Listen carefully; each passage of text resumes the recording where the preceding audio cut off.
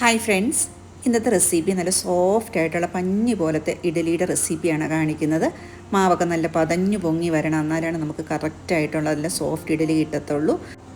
ഈ രീതിയിൽ നല്ല സോഫ്റ്റ് ആയിട്ടുള്ള ഇഡലി പതഞ്ഞു പൊങ്ങിയ മാവിൽ നിന്ന് കിട്ടുന്നതിന് വേണ്ടിയിട്ടുള്ള അളവുകൾ അരിയുടെ ഉഴുന്നിൻ്റെയൊക്കെ കറക്റ്റായിട്ട് ഇവിടെ വീഡിയോയിൽ കാണിക്കുന്നുണ്ട്. ഇതേ മാവിൽ നിന്ന് തന്നെ നമുക്ക് നല്ല ക്രിസ്പി ആയിട്ടുള്ള ദോശയും ഉണ്ടാക്കിയെടുക്കാൻ പറ്റും. അപ്പോൾ ഇതെങ്ങനെയാണ് ഉണ്ടാക്കണമെന്ന് വീഡിയോയിലേക്ക് പോയി നോക്കാം. ഇപ്പോൾ ഞാനിവിടെ അരി എടുത്തിട്ടുണ്ട്. 3 കപ്പ് അരിയാണ് എടുക്കുന്നത്. ഇത് തന്നെ കോളം റൈസാണ്, അല്ലെങ്കിൽ സോനാ മസൂരി റൈസാണ് എടുക്കുന്നത്. ഇതിനകത്തോട്ട് ഉഴുന്നെടുക്കുന്ന 1 കപ്പേ എടുക്കുന്നുള്ളൂ. അത് പക്ഷേ നല്ലപോലെ നിറച്ചിട്ടാണ് എടുക്കുന്നത്. അതുപോലത്തെ ഫുള്ളായിട്ടുള്ള ഉഴുന്നുമാണ് എടുക്കുന്നത്.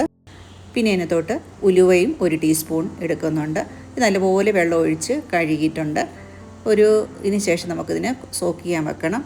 ഞാൻ ഉഴുന്ന് ഫ്രിഡ്ജിലാണ് സോക്ക് ചെയ്യാൻ വെക്കുന്നത്. അരി പുറത്തുമാണ് വെക്കുന്നത്. ഇപ്പം നല്ലപോലെ ഒരു 4-5 മണിക്കൂറേയും കുതിർന്ന് വന്നിട്ടുണ്ട്. ഇനി ഉഴുന്നും ഉലുവയും കൂടിയുള്ളത് അരയ്ക്കാൻ വെക്കുന്നു. ഈ സമയത്ത് ഞാൻ ഐസും കൂടി ഇട്ട് കൊടുക്കുന്നുണ്ട്. ഒട്ടും മാവ് ചൂടാകാതെ നല്ല സോഫ്റ്റായിട്ടാണ് ഉഴുന്ന് അരച്ചെടുക്കേണ്ടത്. ഉഴുന്ന് നല്ല മൃദുവായിട്ട് നല്ല സോഫ്റ്റായിട്ട് നമ്മൾ അരച്ചെടുത്തിട്ടുണ്ട്. ഇനി അരി അരയ്ക്കാൻ തുടങ്ങാം. 3 കപ്പ് അരിയാണല്ലോ എടുത്തത്, അതുകൊണ്ട് 1.5 കപ്പ് ചോറാണ് ചേർത്ത് കൊടുക്കുന്നത്. ഞാനിപ്പം മട്ട റൈസിൻ്റെ ചോറാണ് കൊടുക്കുന്നത്. നിങ്ങൾക്ക് മറ്റേ വെള്ള റൈസിൻ്റെ, പൊന്നി റൈസിൻ്റെയൊക്കെ ചോറും കൊടുക്കാം. അരി അരയ്ക്കുമ്പം ശ്രദ്ധിക്കേണ്ട ഒരു കാര്യം എന്ന് പറഞ്ഞാൽ, നേരത്തെ ഉഴുന്നരച്ച് അത്രയും സോഫ്റ്റായിട്ട് അരയ്ക്കേണ്ട, കുറച്ച് തരിതരിപ്പായിട്ട് വേണം അരച്ചെടുക്കാനായിട്ട്. പിന്നെ ഒഴിക്കുന്ന വെള്ളത്തിൻ്റെ അളവ് എപ്പോഴും ശ്രദ്ധിക്കണം. അതൊത്തിരി കൂടി പോകാൻ പാടില്ല. കൂടിപ്പോയാൽ പിന്നെ നമ്മൾ ഉദ്ദേശിക്കുന്ന രീതിയിൽ മാവ് പൊങ്ങി കിട്ടത്തില്ല. ഇനി നമ്മൾ രണ്ടും അരച്ചെടുത്തതിന് ശേഷം കൈകൊണ്ട് നല്ലപോലെ ഒന്ന് മിക്സ് ചെയ്തെടുത്ത് വെക്കണം.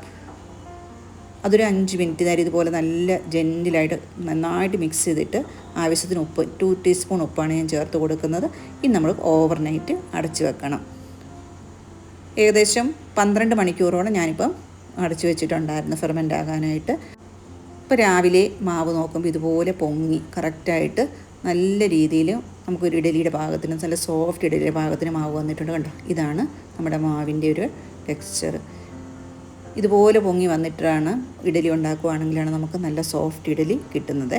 നമ്മൾ ഉഴുന്നരയ്ക്കാൻ വെക്കുന്നത് ഫ്രിഡ്ജിലാണല്ലോ, അപ്പോൾ നല്ലപോലെ തണുത്തിരിക്കും. പിന്നെ നമ്മൾ ഐസും കൂടി ചേർക്കുന്നതുകൊണ്ട് മാവ് അരച്ചെടുക്കുമ്പോൾ ഒട്ടും ചൂടാകാതെ വേണം അരയ്ക്കാനായിട്ട്. പിന്നെ അതുപോലെ ഉഴുന്ന് കുതിർത്ത് വെച്ചിരിക്കുന്ന വെള്ളത്തിൽ വേണം റൈസും കൂടി അരയ്ക്കാൻ. അങ്ങനെയൊക്കെ വരുമ്പോഴാണ് മാവ് ഇതുപോലെ നല്ല സോഫ്റ്റായിട്ട് നമുക്ക് പതഞ്ഞു പൊങ്ങി കിട്ടുന്നത്. ഇനി നമുക്ക് ഇഡലി ഉണ്ടാക്കാൻ തുടങ്ങാം. ഞാനിപ്പോൾ അപ്പച്ചമ്പിലാണ് ഇഡലി ഉണ്ടാക്കാനായിട്ട് വെക്കുന്നത്.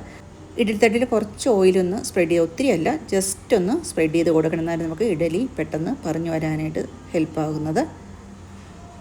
ഇനി ഒരു 15 മിനിറ്റ് നേരം ഒന്ന് സ്റ്റീം ചെയ്യാനായിട്ട് വെക്കണം. ആദ്യം നല്ല തീയിൽ ആവി വരുന്നവരെ വെച്ചതിന് ശേഷം ചെറിയ തീയിൽ 10 മിനിറ്റ് നേരം വെച്ചാൽ മതി. നല്ല സോഫ്റ്റായിട്ട് വളരെ പൊങ്ങി വരും കേട്ടോ. ഇഡലി നേരെ വരുന്നുണ്ട്. അടിപൊളിയായിട്ടുള്ള ഇഡലിയാണ്.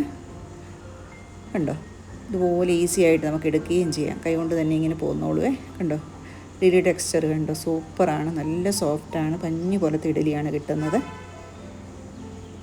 എല്ലാവരുമൊക്കെ ചെയ്യുന്നതായിരിക്കാം, എന്നാലും ചിലപ്പോഴൊക്കെ നമുക്ക് ഇഡലി എന്തെങ്കിലുമൊക്കെ രീതിയിൽ ഫ്ലോപ്പായി പോകുമല്ലോ. അപ്പോൾ ഈ രീതിയിൽ മെഷർമെൻറ്റൊക്കെ കറക്റ്റായിട്ട് ചെയ്തെടുക്കുകയാണെങ്കിൽ നല്ല സന്തോഷമായിട്ടുള്ളൊരു ബ്രേക്ക്ഫാസ്റ്റ് നമുക്ക് കിട്ടുന്നതായിരിക്കും.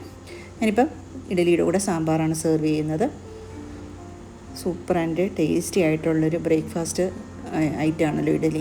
അത് നല്ലതായിട്ട് കിട്ടുവാണെങ്കിൽ എല്ലാവർക്കും ഇഷ്ടപ്പെടുകയും ചെയ്യും.